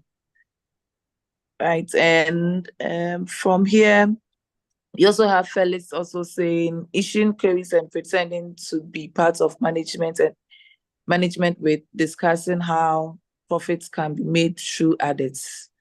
Okay, I think it's still on the same point. And also Felix says great presentation. Jennifer says great insight. So we'll take the last question from, I saw Paul's hand. I think somebody saw Paul's hand and then CM. Yeah. I don't know who CM is. Yeah. CM is Cynthia. So we'll take that too. Oh. My Cynthia. Cynthia will come last. Yeah, so we'll take Paul, we'll take Cynthia, then we can close. I think Paul said he will wait for Cynthia to go. Ladies first. No, I'll go first. Cynthia will come last. Rather, I thought you were giving. We are changing the rules now. Okay, let's go. All right, this is one excellent presentation. Just to remind you about About a week ago, I took PMP calls on Agile. I think Okay. your first presentation was almost everything we covered. So I even invited one of my colleagues to join me. What I missed, at least come and pick small. Thank you very much. Oh, Agile. Yeah, Now, I do Agile presentation too. so I got a lot of tips from that one. Nice Yeah. one. I'm just bringing to contribute to what Auntie Yvonne and yourself, you said, just a small to add up to my own colleague friend, Joanne. I also work for Joanne. Hello, I do business systems and all that. I champion payroll activities and more. So what I'll say is that a small contribution. I recently had one of our friends here. It was an old former colleague at Vodafone. And that a friend was looking for someone to work with. So I kind of recommended a couple of people and she was chosen. The first moment the person got in there was looking at change and I was surprised. So before then, I had already put in place certain things that they should have used to help, like system. They never attempted over a year. And then we had a meeting and tried to look at how this can help. Within the second month, we were able to implement, mind you what, some employees were able to save about 1,000, 2,000, 300 and more on top of their salary because their Excel sheet was having issues. I can't mention companies or related names, but this is some of the, meanwhile, they have an accountant. They should have gotten in and say that, okay, let it go. I mean, this is what they are used to, they are paying, but she rather influenced something and that one brought a positive change. That was a plus. The next one was, the next moment I visited, I said, okay, I want to know how the whole thing went and what was the feedback. I said, people were happy. But then I'm also looking at another thing. They are not able to account for what their people are doing. And I've spoken to my boss. How can you help me? There's no problem. We can do A, B, C, D. Then I looked at it and said, okay, do you know what you're doing? This is what HR should have been doing much more. If in the heat of all these economic issues that we are looking at revenue every day and night, what you're having, you are losing. So if you don't look for more, you're in trouble. And if you are thinking this way, now when you take your birthday cake, nobody will reverse you. So just to add a little, this is somehow an example which is so close to us, our own community people experience. So Joanne, let's keep on to find a diverse way to contribute to the bottom line. And at the end of the day, our needs shall be met. Sometimes you can forget like you don't need anything until the heat comes down. If you take your contribution and later on you bounce back, it's not the time you have your results, but that's the way to go. So this is my small contribution. Thank you, Tim. Thank you. Thank you, Paul. I Cynthia, you can come in. Thank you, Paul. Right, thank you. So I just wanted to lend a voice to the conversation point so far. Thank you, excellent presentation as always. It's always a delight to listen to because we do bring. Cynthia, can you please get close to if you're using a microphone or if your computer? You cannot hear me. Just 1 second. 1 second. Okay. Right. Can you hear me now? Better. Yes. Way better. Oh, okay. Sorry. I had an attachment to it, so I think it was. So I was saying that Nee, thank you so much for this insightful presentation. It's always a delight to listen to you because it's always easy to relate how you bring strategy through tactics to what we actually need to do in terms of the actualization of what we're doing. Now, I just wanted to, and some of you who've listened to me before, you've heard this before. I think that a lot of us HR people, we tend to forget that everything in business is about matrix. There's always somebody that reports to somebody. And the higher you go, the deliverables are different. Just like Nee presented, the deliverables, as you set a plan, are always different. And so you're not always going to have your leaders show up thinking about having a party here or, having a gym session and all of that. Because every other person that has been employed by you, HR, has been given a JD. And you've placed emphasis on certain matrix and how you want to measure those people's productivity. So for the MD, his productivity in terms of the humans that he needs to take care of may not be a 50%. But you, HR, your core JD is about an 80 to 90% of what we require you to do in the business. And so it is impossible to think that just because your JD asks that you focus on the people, the MD should do the same. At the end, leadership is supposed to drive the human resource. That is what the actual story is. However, the measure of weight is different. What they are looking at is so different. And so we need to get that into our minds as well, because I also see that as a challenge for us. Sometimes our frustration points come from there. We think that they are not looking at what we're doing, so then we flip.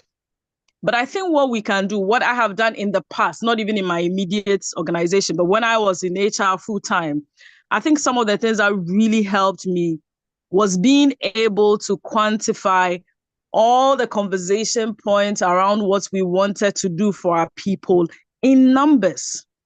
In numbers. That's what at the top level they want to hear. And having transitioned into that space for at least the last 3 years fully, it's made me have a deeper understanding of why it is that organizations would focus the conversation around profits and revenue through the leadership, because that's all you breathe. Every second you enter into any ESCO meeting, into any board session, all they're asking you about is what's our profitability, what's the revenue. Look, as a leader, sometimes you can't even breathe. Going into those meetings, you're already perplexed, you're scared. But what makes it different for us is that HR that has been able to prepare a document or has been able to have a conversation with you in terms of, look, this is the worth of our good people. Now, if we lost these people, this is the impact of that loss on our profitability. So to keep these people, be them 10, 20, this investment that we're making is worth X amount. Now, when the MD is listening to that perspective, look, if we lost Kofi, Adom, and what have you, these 10 key people, their total salary is, let's say, 20,000 Ghana cedis. If we lost them, the profitability they are bringing to us is 200K. When these people at 20,000 cedis leave us, we've lost 200,000. That's how the MD wants to reason. Because at that board level, that's the only way they can put the conversation across. As HR, like Nee said, what has worked is management by walking. What are you hearing on the shop floor? And what are you doing with that information? I've seen many HRs just decide to be interceptors. They listen to what the people are saying. With time, they become part of the people that are grieving with the people, so they don't solve the problem. Because at the end of the day, there's someone that may have to take a certain decision, maybe not immediately, but they still need to know. And you have to find a very smart way of communicating what you are hearing to these people. I used to have a boss, and because of his origin, he's Italian. Anytime I went to him with a suggestion on what I thought we needed to do, we used to have what we call Casanier and all of that. When I went to him, his first reaction is, no, Chinsa, no, impossible, forget about this. No, it's not going to work. Every single decision, every single suggestion that came from anybody, I was the only Black person in any case at the EXCO level. It was always like a no. But with time, I learned something, his cultural origin. His cultural inclination was that, one, a good suggestion was not going to come from a Black person to start with, irrespective of what your education was. Two, it was more admirable if it came from him.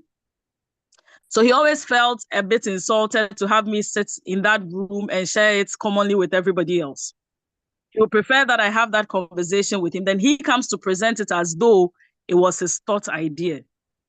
Now I had to just think it through. Okay, did I want the greater good or I wanted my shine?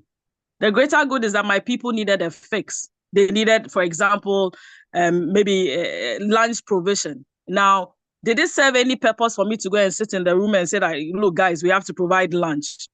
Or instead, I go to his office and say, look, Mercy, I want to have a conversation with you. It's about lunch. Do you think we can do something? Because what happened then was he would always take that initiative, give him maximum 2 weeks. He will come back to you and then he'll call you, Chintia, I've been thinking very deep, you know. Have you ever thought about we providing lunch for these people? You know, they come from very far places, you know, Chintia. You should have been thinking about this. Guys, that was the same idea I sold to him 2 weeks ago. He said no. But I'm happy at that point because finally he's gotten the light bulb that he needs to do this. And he's making it look like it was his idea. I know that sucks. I know that hurts. And sometimes that's how some of us feel. But look, it's about the greater good of the people. A lot of leaders struggle to take the HR to the room because it appears that the only thing most HR people come to do in the room is to take minutes. Let me be very blunt with you, is to take minutes. There is nothing that is put on board that the HR has anything to say to except to get emotional. And that is where sometimes they will say to you on your face that you are strategic, but when they are actually going to strategy sessions, you are not invited to the table. Because with time, your colleagues all feel as though you have nothing to say to them. But if you were coming to the table and you understood the business, I've always said, know the business of the business you are into. If you've understood the business clearly, when you come there and they are saying, this is not done, you know exactly where to pick it from. Some HRs are waiting for the line manager to even come and complain about attendance. But I think it's your role to be able to educate people about the impact of that on productivity. And so I think, in essence, some of us are also failing to do what we are supposed to do. And part of the frustrations we feel, honest to God, is created by our inability to be in sync with the company, to be able to speak above just sentiments. We need to be able to spend some time in the business, understand the people, understand what is going on. Look, as Nee said, and as Dr. Lamptey said, we can't change the people, but we can influence them. We can impact them. And we can only do that with information that we have that has been tested and proven. Sometimes it's just going out of our comfort zone to check what the other organization is doing. And once we have enough information from there, we are able to present it to our people as benchmark. And with time, you definitely get some buy-in. I think in summary, I'll say that we need to look within leadership as well, and then start to look for key people in there that we can be lobbying at the side. Because before any decision is taken in that room where you probably don't have access to, there are people who would run the agenda. So you need to, before that meeting, go and sell that idea to them, get them to have a complete buy-in, and then they become the champions that will sell that idea to their other colleagues. When it's coming from that level, it's always easier than when perhaps it's coming from us. And so that would be my advice to us. And by all means, avoid burning out because you feel frustrated about the system. Find different approaches. Try to look for different people that can actually push the convo for you. And then gradually, you would get there. Except if the system is so toxic, such that you actually need to bow out and look for other opportunities. Thank you. Man, Cynthia, I told you, you have to be a trainer's trainer. You are lecturing me, which is good. I train all of us. Cynthia, you've said it all. I mean, yeah. So I'm glad that finally, team of experts, we are all here. Again, I said the facilitation, but see where we've peeled the onions to. I'm so happy, and the fact that you guys are even more in sync with things. So the whole point, in summary, is things are changing. Human resource, as we practiced some few years ago, even 5 years ago, it should not be the same. Be the human of the human resource. It's a resource. Resources are scarce.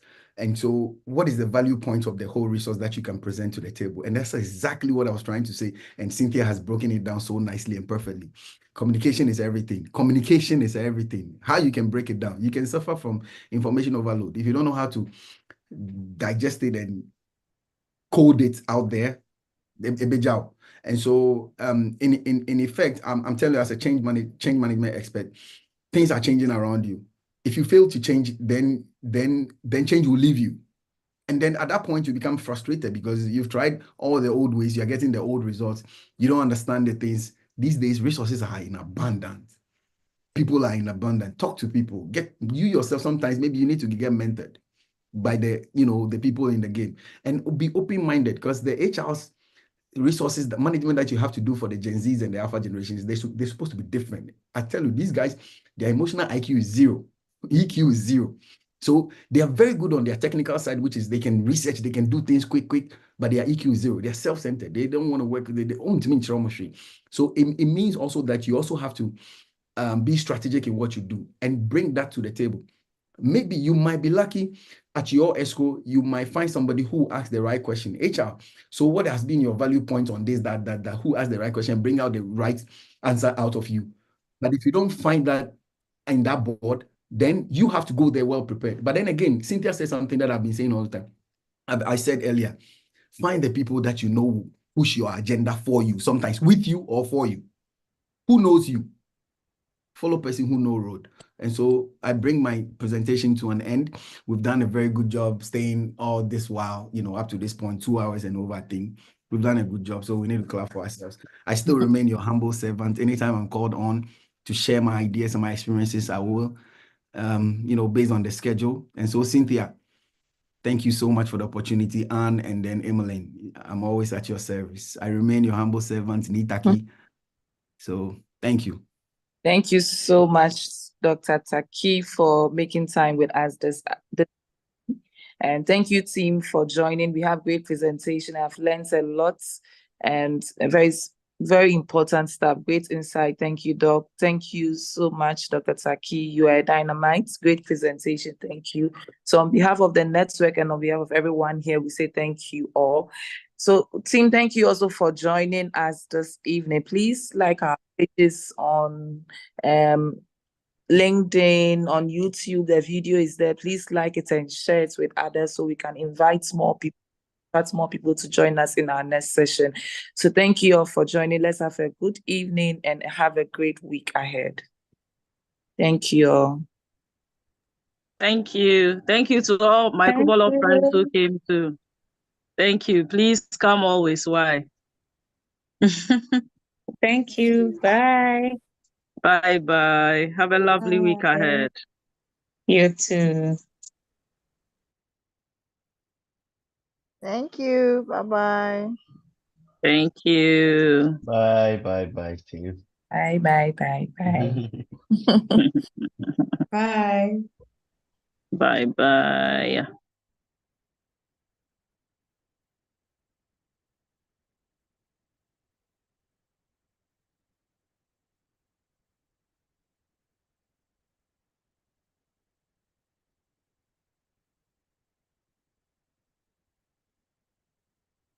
Be the human in HR, maintain the balance between employee advocate and business champion. Nana. Fantastic presentation. I must say, what great presentation. Thank you, everyone.